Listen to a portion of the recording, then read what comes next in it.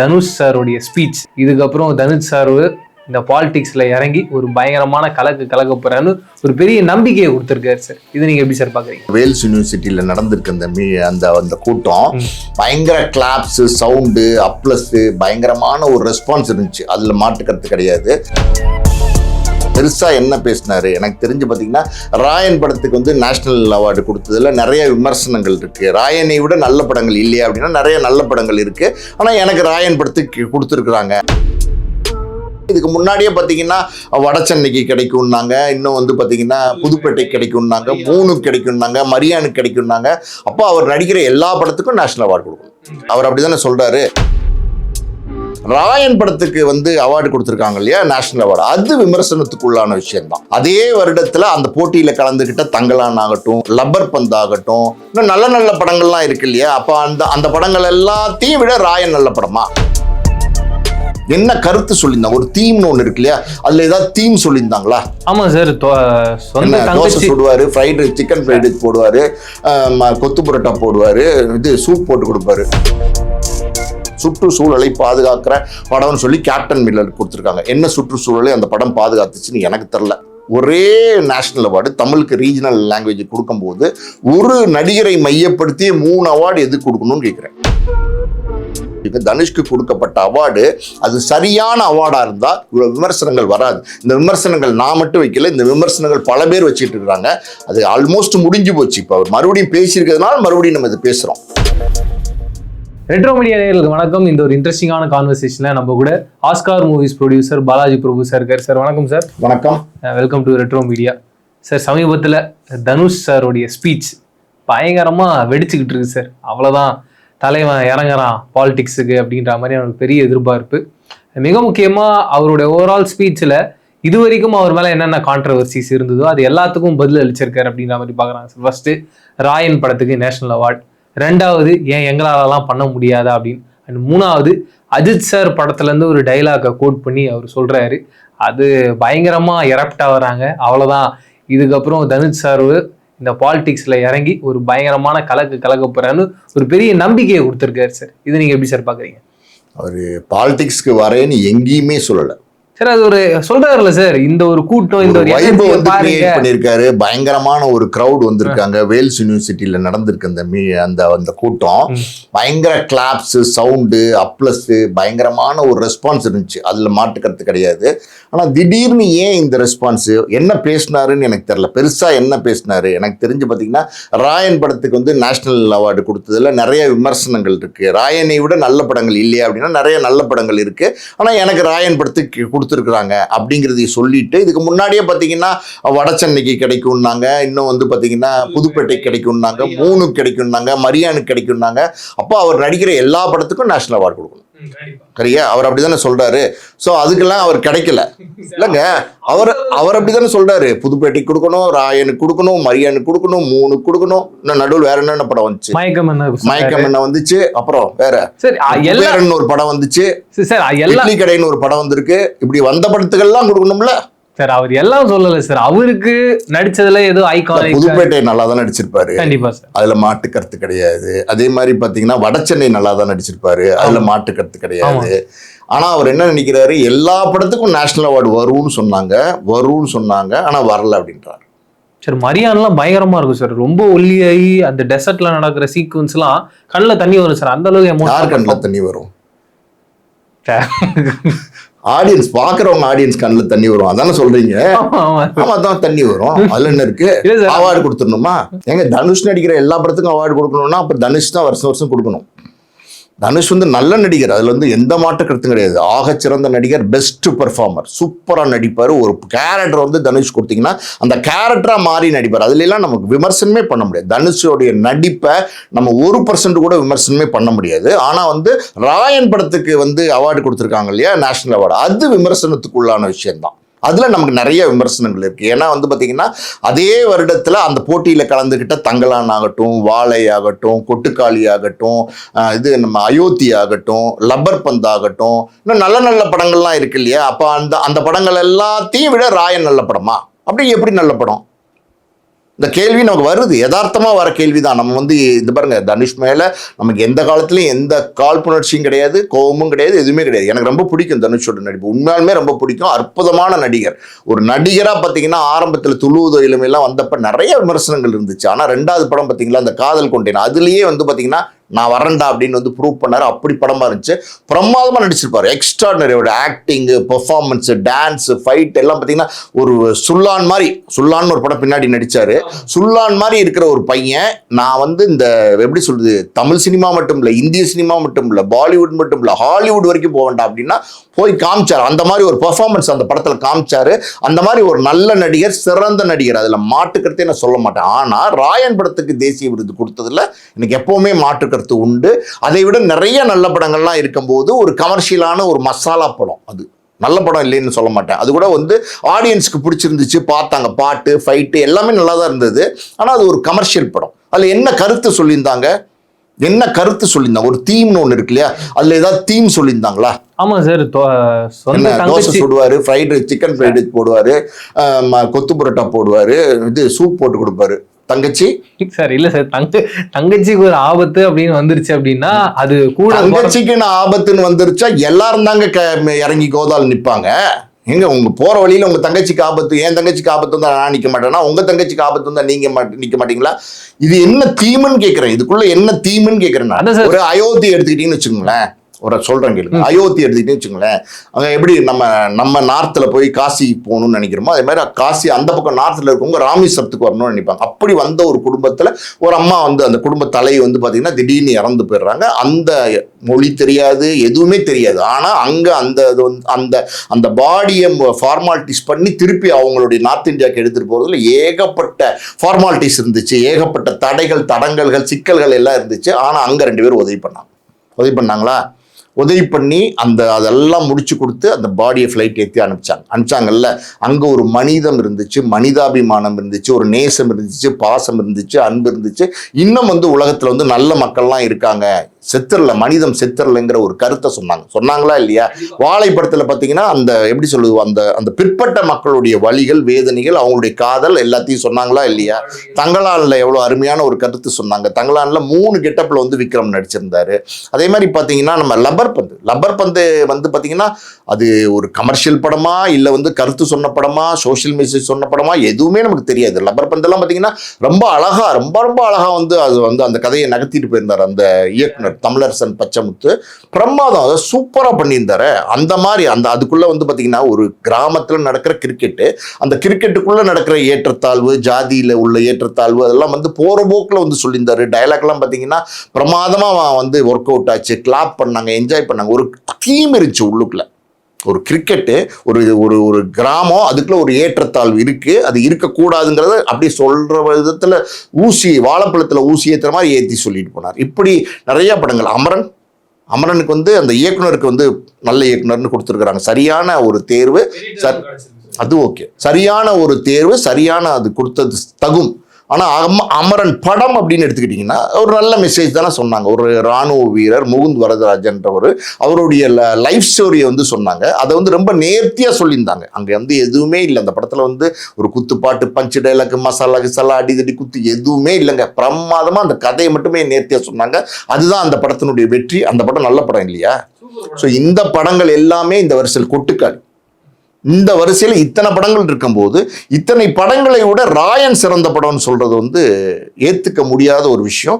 அதை அவர் நியாயப்படுத்துறாருன்னா, நான் மறுபடியும் சொல்றேன், தனுஷ்க்கு வந்து அவார்டு கொடுக்கறத நான் வந்து எந்த காலத்திலையுமே குறைச்சி மதிப்பிட முடியாது. தனுஷ் ஒரு நடிகரா ரொம்ப ரொம்ப ரொம்ப ரொம்ப நல்ல நடிகர். அவர் ஆல்ரெடி பார்த்தீங்கன்னா 2 படங்களுக்கு அவார்டு வாங்கியிருக்கிறாரு, நடிகர் அவார்டு வாங்கியிருக்காரு. அதுக்கப்புறம் 2 படம் தயாரிச்ச வகையில் வந்து அவார்டு வாங்கியிருக்காரு. இப்போ வந்து இந்த ராயன் கொடுத்துருக்காங்க. இன்னொரு பக்கம் கேப்டன் மில்லர், சுற்றுச்சூழலை பாதுகாக்கிற படம்னு சொல்லி கேப்டன் மில்லர் கொடுத்துருக்காங்க. என்ன சுற்றுச்சூழலை அந்த படம் பாதுகாத்துச்சுன்னு எனக்கு தெரில. அந்த படத்தை நானும் பார்த்துருக்கேன். அதில் ஒரு சின்ன தீம் இருந்தது, இல்லைன்னு நம்ம சொல்ல முடியாது. ஒரு எப்படி சொல்கிறது, ஒரு மிலிட்ரியில் சேருவார், இராணுவம் வந்து நமக்கு அநீதி பண்ணுது அப்படின்னோன்னா அவங்கள எதிர்த்தே ஒரு குரல் கொடுப்பாங்கிற ஒரு சின்ன தீம் இருந்தது, ஒரு சோஷியல் மெசேஜ் இருந்தது, இல்லைன்னு சொல்லலை.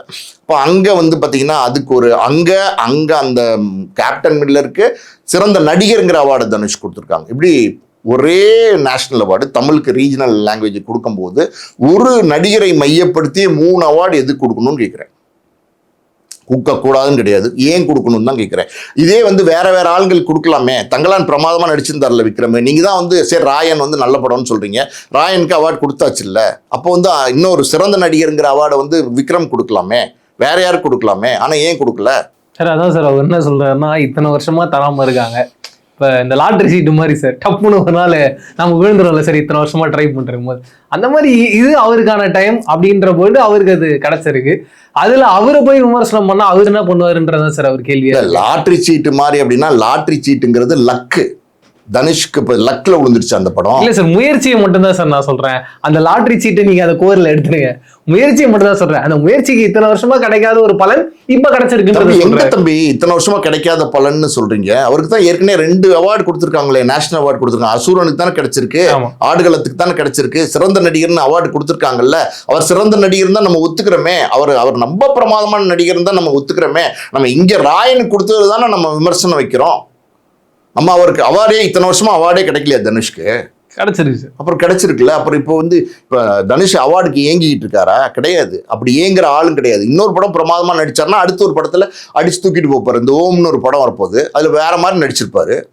அதுல ஒன்றும் சந்தேகமே இல்லை. எனக்கு தெரிஞ்சு பாத்தீங்கன்னா செம்மர கடத்தல பின்னணியா வச்சு எடுத்திருக்காங்கன்னு நினைக்கிறேன். அது அந்த கதாபாத்திரமே மாறிடுவார். அதுல எல்லாம் நம்ம சொல்லவே இல்லையே, எதுவுமே விமர்சனமே வைக்க முடியாது. அப்போ அது கூட அவார்டு கிடைக்கும். அதாவது தனுஷ்க்கு கொடுக்கப்படுற அவார்டு, நல்லா ஒரு விஷயம் தெரிஞ்சுக்க, தனுஷ்க்கு கொடுக்கப்பட்ட அவார்டு அது சரியான அவார்டா இருந்தா இவ்வளவு விமர்சனங்கள் வராது. இந்த விமர்சனங்கள் நான் மட்டும் வைக்கல, இந்த விமர்சனங்கள் பல பேர் வச்சுட்டு இருக்காங்க. அது ஆல்மோஸ்ட் முடிஞ்சு போச்சு. இப்போ அவர் மறுபடியும் பேசியிருக்கிறதுனால மறுபடியும் நம்ம இதை பேசுறோம். அதெல்லாம் விட்டு தட்டி தூக்கிட்டு போங்க அப்படிங்கிறாரு. அதெல்லாம் ஓகே. பட் அது வந்து எப்படின்னா, தனுஷ் மாதிரி சிறந்த நடிகர், அவருக்கு ராயன் மாதிரி படத்துக்கு அவார்டுங்கிறது ஒரு எப்போவுமே ஒரு டவுட்டை கிளப்புது. இந்த அவார்டு வந்து எப்படி கொடுக்கப்பட்டதுன்னு. சரி, கூடுதலாக ஒரு மிக முக்கியமாக பேசுகிற விஷயம் என்னன்னா, இங்கே பார்த்தீங்களா இவ்வளோ கூட்டம் இருக்குது, இந்த கூட்டம்லாம் எப்படி இருந்துடக்கூடாது, மக்களுக்கான உதவிகளை செய்யணும் அப்படின்றத மென்ஷன் பண்ணுறாரு. அங்கேயுமே வந்து ரத்த தானம், அங்கே வந்திருக்க எல்லா மக்களுக்கும் உதவிகள்லாம் பண்ணுறாங்க. அங்கே வரவங்க எல்லாருமே தனுஷ் சாரோடைய காலில் விழுந்து அந்த பரிசுகள் எல்லாம் வாங்கிக்கிறாங்க. இதை பார்க்கும்போது உங்களுக்கு எப்படி சார் இருந்தது? இந்த மாதிரி ரத்த தானம் பண்றதெல்லாம் பண்ணணும், எல்லாரும் பண்ணணும். நற்பணி மன்றம் இப்பதான் வந்து ரசிகர் மன்றத்துல இருந்து பல பேர் நற்பணி மன்றத்துக்கு வராங்க. ஆமா சார். நிறைய பேர் வந்து பாத்தீங்கன்னா ஒரு காலத்துல ரசிகர் மன்றம் தான் வச்சிருந்தாங்க. நற்பணி மன்றங்கிற ஒரு விஷயத்தை ஆரம்பிச்சதே கமலஹாசன் தான். கமலஹாசன் வந்து ரசிகர் மன்றத்தை நற்பணி மன்றமாக மாற்றி நிறைய நல்ல விஷயங்கள் பண்ணிட்டு இருக்காரு. இன்னைக்கு வந்து நிறைய நடிகர்கள் வந்து பார்த்தீங்கன்னா, சூர்யா கூட நற்பணி மன்றம் வச்சிருக்காரு. ஸோ இந்த ரசிகர் மன்றம் தனி, நற்பணி மன்றம் தனின்னு பிரித்து பார்க்குறாங்க. இப்போ அதில் ஒன்றும் சந்தேகமே கிடையாது. அதில் ரத்த தானம் பண்ணுறதுலேருந்து இன்னும் என்ன வேணால் பண்ணலாம், அன்னதானம் பண்ணலாம், என்னென்னமோ பண்ணலாம். தனுஷை பொறுத்த வரைக்கும் உதவி எண்ணங்கள், உதவி மனப்பான்மை கொண்ட ஒரு மனிதர் தான், நல்ல மனிதர் தான். அதுலாம் எந்த சந்தேகம் கிடையாது. ஆனால் திடீர்னு ஏன் வந்து தன்னை இவ்வளோ புகழ் வெளிச்சத்துக்கு கொண்டு வராரு? ஆல்ரெடி பிரபலம் தான் அவரு. திடீர்னு ஒரு பெரிய மீட்டிங்கை போட்டு அதுல இவ்வளவு பெரிய கூட்டத்தை கூட்டி அஜித்தோட டைலாக்லாம் வேற சொல்றாருங்க. நீயா தோத்துக்கிறேன்னு ஒத்துக்கிற வரைக்கும் உன்னை யாராலையும் தோக்க முடியாது அப்படிங்கிறாரு. சரி, அந்த அஜித் டைலாக்லாம் இங்க எதுக்கு பயன்படுத்தணும், ஏன் பயன்படுத்தணும், எதுக்கு பயன்படுத்தணும்? சார், அஜித் சார் ஃபேன்ஸ் எல்லாம் வந்து அவரோட அப்டேட்டே இல்லாம இருக்காங்க. இவருக்கே பெரிய ஃபேன்ஸ் இருக்காங்களே. அஜித் சார் ஃபேன்ஸ்க்கு இவர் அப்டேட் கொடுக்குறாரா? இல்ல சார், இவருக்கே நிறைய பெரிய ஃபேன்ஸ் இருக்காங்களே, இவர் சொன்னாலும் கேட்பாங்களே. அந்த மாதிரி நமக்கு முன்னாடி அவர் வந்தவர், அவரை கோட் பண்ணி அது ஒரு எனர்ஜி அவர் கொடுக்குறாரு. முன்னாடி வந்து நிறைய பேர் இருக்காங்களே. சூப்பர் ஸ்டார் இருக்காரு சார், உங்களுக்கே தெரியும். சூப்பர் ஸ்டார் முன்னாள் மாமனார் இல்லைங்க, முன்னாள் மாமனார் அவருடைய டைலாக் ஒன்று கோட் பண்ணலாமே. எத்தனையோ படங்கள்ல எத்தனையோ டைலாக் பேசியிருக்காரு. சரி, இப்போ அவங்க ஃபேமிலியே வந்து ஒன்னா இல்லைன்னு போது அது பேசினா தப்பா இருக்கும். அதெல்லாம் கிடையாதுங்க, நீங்க அப்படிலாம் பேசாதீங்க. அது வேற, இது வேற. இது கலை. இல்ல சார், வந்து என்னதான் இருந்தாலும் ரஜினிகாந்த் அவர்கள் வந்து பாத்தீங்கன்னா சினிமா துறையில ஒரு முன்னோடி. நிறைய டைலாக்லாம் பேசியிருக்காரு. அதுல ஒன்று கோட் பண்ணியிருக்கலாமே, ஏன் கோட் பண்ணல?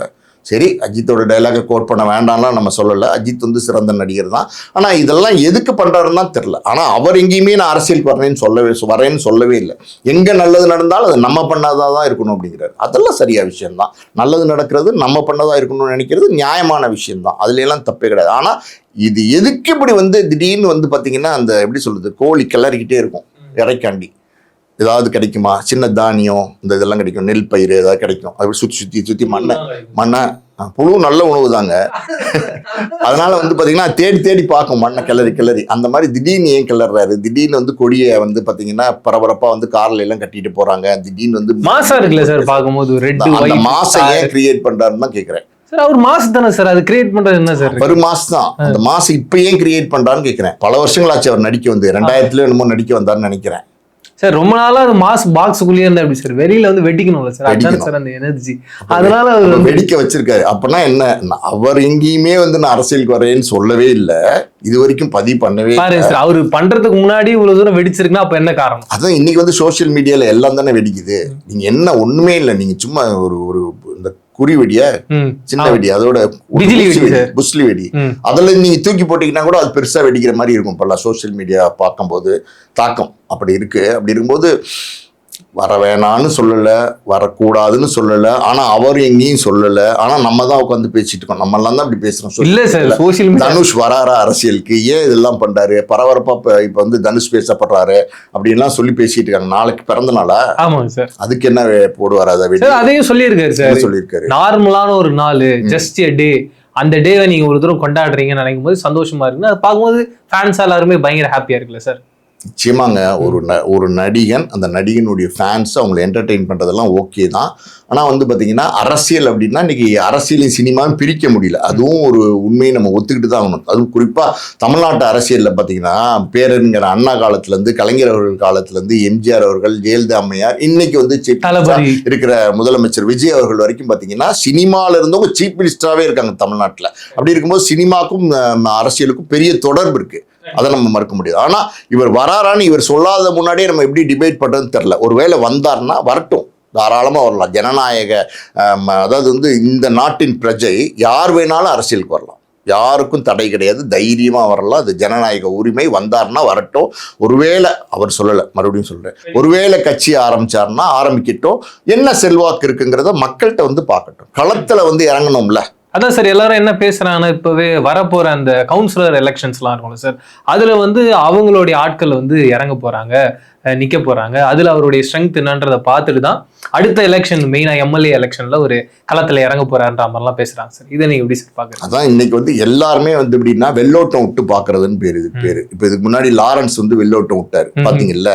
எப்படி சார், வரலாமா வர வேண்டாமா, நான் வரலாமா வர வேண்டாமா நீங்க சொல்லுங்க அப்படின்னு சொல்லி ஊரெல்லாம் வால் போஸ்ட் அடிச்சு ஓட்டினாரு லாரன்ஸ்.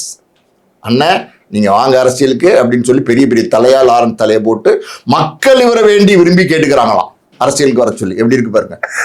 ஓகே சார், இதெல்லாம் நடக்குமா? இதெல்லாம் உண்மையா இருக்குமா சார்? கேக்குறாங்களா சார்? கேக்குறாங்களா சார்? இல்ல அவரே சார் வந்து மீடியா முன்னாடி விளம்பரப்படுத்துறாங்க, அரசியலுக்கு வரணும்னு நினைச்சிட்டாங்க, விளம்பரப்படுத்துறாங்க. 15 வருஷமாவே பார்த்தீங்கன்னா நல்ல விஷயங்கள் பண்ணிட்டு இருக்காரு. ஆதரவற்ற குழந்தைங்களுக்கு நிறைய விஷயங்கள் திருநங்கைகளுக்கு பல பேருக்கு பல விதமான உதவிகள் செஞ்சுட்டு இருக்கிறார். அதை நம்ம மறுக்க முடியாது, அதை நம்ம விமர்சிக்க முடியாது. ஆனால் அதெல்லாம் பண்ணிட்டு அதெல்லாம் இன்னைக்கு முகவரியா கொண்டு வந்து நிறுத்துறாரு, விசிட்டிங் கார்டா கொண்டு வந்து நிறுத்துறாரு. சார் அப்ப இதெல்லாம் நான் பண்ணியிருக்கேன், தேவையில்லைங்க. இதெல்லாம் நான் பண்ணியிருக்கேன், தேவையில்லை. எதுவுமே பண்ணாம கூட வாங்கலேன், வந்ததுக்கு அப்புறம் மக்களுக்கு பண்ணுங்களேன். நீங்க பண்ணதை எதுக்கு விளம்பரப்படுத்துறீங்கன்னு தான் கேட்கிறேன். நீங்க பண்ணதை விளம்பரப்படுத்தி நீங்க அரசியலுக்கு வரணுமா? அப்போ உங்களுடைய நோக்கம், உள்ளுக்குள்ள ஏதோ ஒரு நோக்கம் இருக்கா அப்படின்னு யோசிக்க தானே வைக்குது. அப்புறம் வந்ததுக்கு அப்புறமா எல்லாரும் கேக்குறாங்க, அவர் என்ன பண்ணாரு இப்ப அரசியலுக்கு வர்றதுக்குன்னு. அதெல்லாம் ஒரு முன்கூட்டியே நான் இதெல்லாம் பண்ணிருக்கேன்னு சொன்னாலும் கேட்கிறாங்க. என்ன சார் பண்றது, ஒருத்தர் பாவம் சார் அவரு.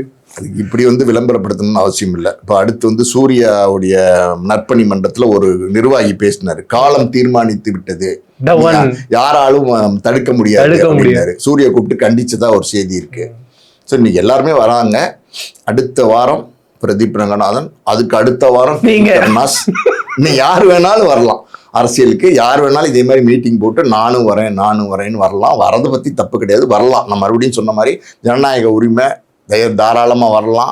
ஆனா வந்தா ஜெயிக்க முடியுமா அப்படிங்கிறது கேள்விக்குறிதான். எல்லாராலையும் முடியாதுங்க. எம்ஜிஆர் வந்தாரு அப்படின்னு சொல்லி சொன்னாங்க. 50 வருஷத்துக்கு கழிச்சு தான் விஜய் அவர்கள் முதலமைச்சராக வந்திருக்கிறாரு. அப்ப எவ்வளவு ஒரு பாப்புலர் மேனை தேர்ந்தெடுக்கிறதுக்கு, லீடரை தேர்ந்தெடுக்கிறதுக்கு எத்தனை வருஷம் ஆயிருக்கு? 50 வருஷம் ஆயிருக்கு. அப்ப இப்போ விஜய் அவர்கள் வந்திருக்கிறாரு. அவருடைய கிரேஸ் வந்து இப்போ உடனே வந்து குறையறதுக்கு வாய்ப்பே இல்லை. இன்னும் 20-25 வருஷத்துக்கு இப்படியே டிராவல் ஆகுங்கிறாங்க. ஸோ அடுத்து பார்த்தீங்கன்னா இம்மீடியட்டா தனுஷ் வந்தாருன்னா என்ன, அவர் நின்னா எம்எல்ஏ ஆகலாம். தனுஷே ஒரு தொகுதியில் நின்னா அவர் எம்எல்ஏ ஆகலாம். ஆனால் முதலமைச்சர் ஆகணுங்கிற கனவு எல்லாருக்குமே வந்துருச்சு. கென் கருணாஸ் வரைக்கும் வந்துருச்சுன்னு நினைக்கிறேன். அப்போ ஒன்றும் பண்ண முடியாது. எப்படி அது வந்து சாத்தியமாகும்? காலம்தான் உண்மையாலுமே தீர்மானிக்கும். வரட்டும், அவர் சொல்லலை, வந்தா காலம் தீர்மானிக்கும். ஆனா இதுக்கு பின்னாடி உதயநிதி ஸ்டாலின் சார் எல்லாம் இருக்காருன்ற மாதிரிலாம் சொல்றாங்க சார். ஏன்னா இதெல்லாம் பின்னாடி முன்னாடி ஏன் பின்னாடி நிக்கிறாரு? முன்னாடி வந்து நிக்க வேண்டியதானே. அதெல்லாம் அப்படியே 1000 பேர் 1000 கதை கட்ட வேண்டியதாங்க.